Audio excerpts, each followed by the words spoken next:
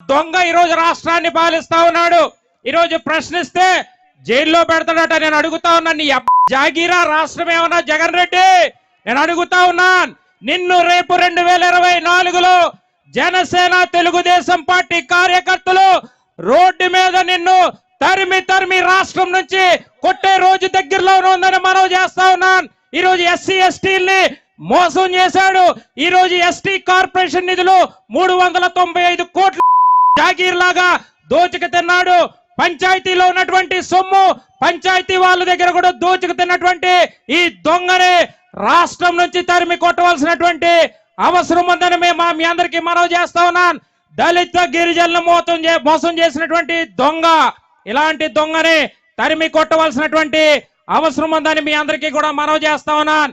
ఇందాకే మరి మన సోదరి రాజేశ్వరి గారు మాట్లాడే రంపచోడవరం ఒక దొంగ, ఒక కేటునా ఎమ్మెల్సీ అనంతబాబు అన్నటువంటి ఈ కేటునా దళిత కుర్రవాడైనటువంటి సుబ్రహ్మణ్యాన్ని చంపి కారులో డోర్ డెలివరీ చేస్తే జగన్ రెడ్డి నువ్వు రాజకీయం చేస్తావా, పక్కన కూర్చోబెడతావా?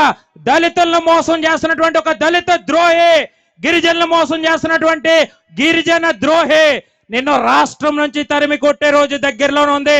నీ కౌంట్ డౌన్ స్టార్ట్ అయింది. నీకు డెడ్ లైన్ రోజులు లెక్క పెట్టుకో. ఈ మహనీయుడు లాగా మాట్లాడుతూ ఉన్నాడు. ఈ రోజు Babasaheb Ambedkar as per the Indian constitutional right, Babasaheb Ambedkar has given a constitutional right for everyone in this country.